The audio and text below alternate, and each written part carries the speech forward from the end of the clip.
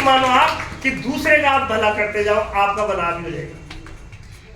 आप दूसरे के बारे में मंगल विचार रखो, आपका मंगल कुदरती हो जाएगा।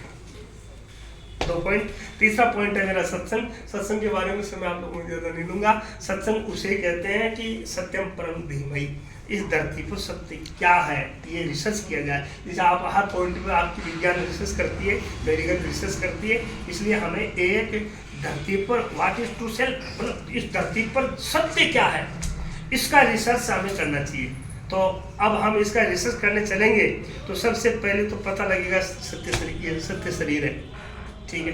लेकिन हम इसका रिसर्च करेंगे, इसका अनुसंधान करेंगे, इसकी खोज करेंगे तो पता लगेगा शरीर सत्य नहीं हो सकता। क्यों? क्योंकि इसमें बालकपन और जवानी और बूढ़ापा है और हम इसको नींद में छोड़ देते हैं। अच्छा, नींद में हम जब चले जाते हैं तो एक बात बताओ आप कि मच्छर काटते हैं तो आप उड़ाते हो? नहीं, आकाशी में तो उड़ा देते हो नहीं। मतलब मच्छर काट जाए, कुछ भी हो जाए, कपड़े उतर जाए या सर्दी लगे तो दूसरे लोग दया आने वाले ही अपने कपड़ा डालते हैं ऊपर में। हमको तो पता ही नहीं रहता कि कौन आया कौन गया, जबकि शरीर पड़ा रहता है। इसका मतलब शरीर सत्य नहीं है। यदि शरीर सत्य होता तो हम मच्छर को उड़ा देते, आने वाले अतिथि का सत्कार करते या दुश्मन का तिरस्कार करते। इसका मतलब शरीर हम नहीं है। एक कदम शरीर हम नहीं है। यदि शरीर हम होते तो हम हमारा बालकपन होता, हमारी जवानी होती, हमारा बुढ़ापा होता, लेकिन शरीर हम नहीं है। 1 पॉइंट।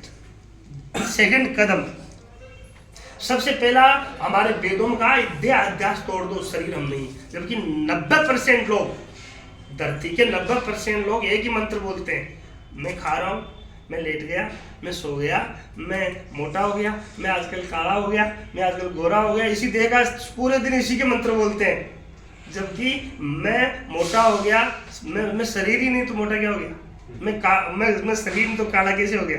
मैं शरीर ही नहीं तो मैं गोरा कैसे हो गया? हाँ, ये कह सकता है कि मेरा मकान अच्छा हो गया, मेरा मकान स्वच्छ हो गया, मेरा मकान गंदा हो गया। ये तो कह सकता है कि मेरा शरीर बूढ़ा हो गया, मेरा शरीर आजकल वीक हो गया, जैसे मेरी माला मुरझा गई। इसका मतलब मैं अलग और माला अलग। तो मेरा शरीर कहने थे मैं अलग और शरीर अलग। अच्छा, कोई आदमी ये कहता कि मैं मकान नहीं, या मैं स्वेटर, या कहे मैं पेन, या मैं कॉपी, या मैं टेबल, मैं कुर्सी नहीं। जिसपे मेरे का टीका लग गया वो मैं हो ही नहीं सकता। मेरा मकान कहने थे मकान मालिक अलग है, मकान अलग है। अच्छा, कोई आदमी ये कहता है कि मैं आँख खराब हो गई या मेरी आँख खराब हो गई, इसका मतलब मैं अलग और आँख अलग है। अच्छा, मेरा कान खराब हो गया, मैं कान खराब हो गया, इसका मतलब इंद्रियां मैं नहीं मेरी है। चाहे ज्ञानेंद्रिय हो चाहे कर्मेंद्रिय हो, ये मैं नहीं ये मेरी है, ठीक है। तो दूसरा कदम रखेंगे अब हम कि इंद्रियां मैं नहीं मेरी नहीं, मेरा मन खराब हो गया, अब मेरा मन ठीक है। इसका मतलब मन खराब होता है, मन सही होता है, इसका मतलब मैं मन भी नहीं। आज मेरी बुद्धि खराब हो गई, मेरी बुद्धि ठीक है, इसका मतलब मैं बुद्धि भी नहीं। मेरी जिसपे मेरे का टीका लग जाए वो मैं हो ही नहीं सकता। तो इसका मतलब ये हुआ कि हम शरीर देह नहीं है और हम इंद्रियां मन बुद्धि भी नहीं है। तो फिर खोज करो हम क्या है, तो पता लगेगा। रिसर्च करते करते पता लगेगा कि जब नींद आई थी तब ये शरीर तो सो गया था, लेकिन हमें सोने के बाद में भी एक दूसरा शरीर और मिल गया था स्वप्न में। ऐसी की ऐसी आंखें, शरीर ऐसे का ऐसा, संसार ऐसा का ऐसा, सब कुछ था। और मान लो स्वप्न में आपको किसी से दुश्मनी हो गई और आप स्वप्न में किसी से झगड़ा कर रहे हो, और करते करते मान लो आपको किसी ने स्वप्न में गोली चला दी, ठीक है, आपको गोली लग गई स्वप्न में। अब आप मर गए स्वप्न में, और मरने के बाद में आप जाग गए। कितने % मरी हुई मिलोगी? 50% 20। और हर आदमी का अनुभव है, जगने के बाद एक कहेगा बच गया बच गया बच गया बच गया बच गया। सपने में यदि मर जाता है, तुलसीदास जी महाराज ने कहा, ये मेरी काल्पनिक बात नहीं है, तुलसीदास जी महाराज ने कहा सपने में सिर छेदे कोई, बिन जाग्या ब्रह्म दूर न होई, यही प्रत्यक्ष प्रमाण ज्ञान में होता नहीं कल्याण। ठीक है, जगने के बाद हम कहते हैं आहा बच गया। अच्छा और बताओ, मान लो आप बच गए सपने के बाद, तो बचते ही आपको ये शरीर मिला नहीं मिला? अच्छा वहां आपको मालूम था कि एक शरीर और पड़ा है चारपाई में? नहीं है। अच्छा जगने के बाद वो जो मर गया हुआ शरीर और वो मारने वाला दोनों मिल जाएंगे? दोनों नकली है, दोनों असली है, या उनमें एक असली है? दोनों नकली है। हाँ, अब ये विचार करो कि हम जब इसमें जग गए और हम मानते हैं कि मैं बच गया, तो अब आगे एक कदम और रखो कि मैं बच तो गया, लेकिन ये शरीर भी तो अमर नहीं है, ये शरीर भी तो अविनाशी नहीं है, ये भी शरीर भी तो एक दिन इसके भी तो गोली लग सकती है, इसके मर जाने के बाद क्या बचेगा? ये सत्य। ये जब मर जाएगा तो फिर क्या, एक तो मर ही जाएंगे, क्या कुछ बचेगा? कोई बचेगा? हाँ, ये चिंतन करना है इस पॉइंट पे, तो पता लगेगा कि जो स्वप्न जिसने स्वप्न देखा, इसी ने इस जागृत को भी देखा। लेकिन मान लो आप स्वप्न में शादी हो रही है और शादी में आप डीजे पर डांस कर रहे हो, सब लोग मजा से नाच रहे हो और नाचते नाचते नाचते मान लो आप जग गए, तो चारपाई पर सोए मिलोगे या नाचते? सोए मिलोगे, मतलब एक भी कमेंट नहीं लगाओगे। इसका मतलब वहाँ शरीर दूसरा था, वहाँ सब चीजें ही दूसरी थी, ये शरीर वहाँ था ही नहीं। इसका मतलब स्वप्न का शरीर जागने के बाद नहीं है और जागने वाला शरीर स्वप्न में नहीं है, इसलिए दोनों सत्य नहीं है। अब एक तीसरी दशा और होती है, तीसरा कदम, जिसमें हम कहते हैं सुषुप्ति, गहरी नींद। आप विज्ञान वाले इसको गहरी नींद कहते होंगे। जब हमें गहरी नींद होती है तो न जागृत होता है न स्वप्न होता है, लेकिन हम होते हैं। यदि हम नहीं होते तो लोग उठा ले जाते, सत्य है करते हुए। ठीक है, इसका मतलब वहां उठ करके आदमी कहता आहा आनंद आ गया सोने में। अब उसे पूछा जाए कि वहाँ आनंद काहे का है, आपने क्या लड्डू खाए, क्या रुपया मिला, आनंद काहे का था? तो ये कहता ये तो पता नहीं, लेकिन आनंद ही आनंद था। अच्छा ये नशा, पता जितने लोग नशा करते हैं वो उसी आनंद के लिए करते हैं।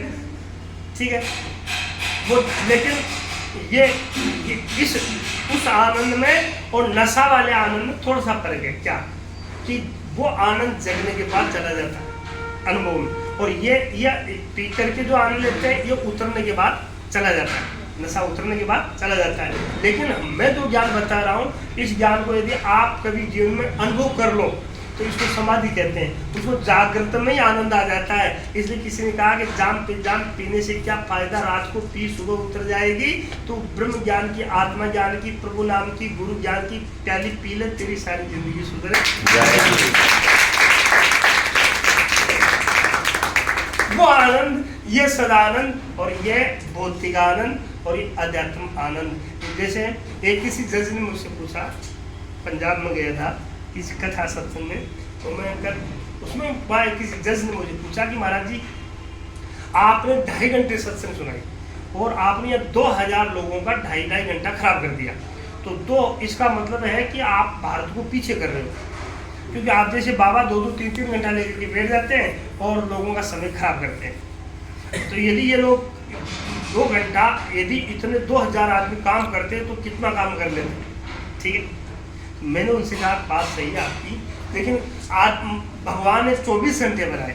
ठीक है, आदमी कितने घंटा काम करता है?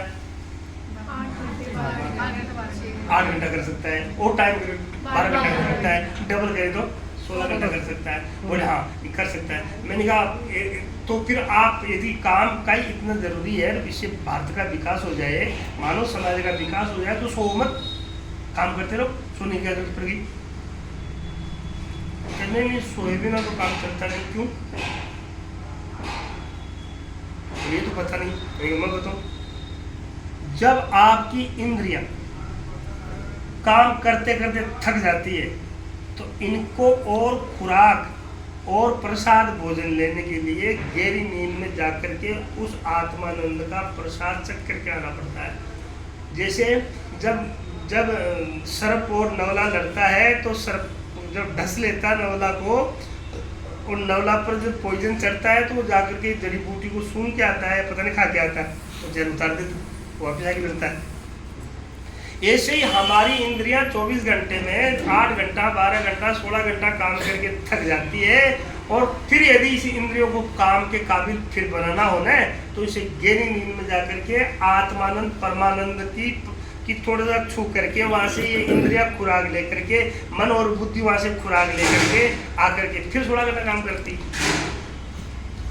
इसका मतलब ये हुआ कि नींद के आनंद के बिना ये मन बुद्धि इंद्रिया काम करती ही नहीं है, थक जाएगी। ऐसे ही यदि आपको संसार में आगे बढ़ना है तो अध्यात्म रूपी इस आत्मा ज्ञान सत्संग रूपी इस अमृत का पान करके आप यदि भौतिकवाद में उतरोगे तो आपकी सब जगह विजय होगी। यहाँ से आनंद लेकर के आप वो आनंद लेकर के प्रसन्नता लेकर के सजगता लेकर के समझ लेकर के आप जाओगे फील्ड में तो हर परिस्थिति में आप खुश रहोगे, हर स्थिति में आप आनंदित रहोगे। जैसे एक महात्मा का बात बता करके मेरी बात पूरी कर रहा हूँ। एक महात्मा थे, बहुत देर से अलमस्त बैठे थे, एक आदमी की यहाँ घड़ी लगी थी, बंदी थी। उसने सोचा इससे आदमी से समय पूछ लेते हैं, तो फिर उसने अपने ध्यान में महात्मा ध्यान में चले गए। फिर उनके मन में आया कि समय पूछ ही लेते हैं, तो उन्होंने पूछ लिया। उसने कहा भाई साहब आपके हाथ की घड़ी है? बोले हाँ। क्या समय हो गया? तो उसके हाथ में एक डंडा था और महात्मा को एक डंडा मारा और बोले बाबा जी 1 बज गया। महात्मा उसको रगड़ते गए, मसलते गए, हंसते गए, देखो प्रभु की कृपा, देखो भगवान की कृपा।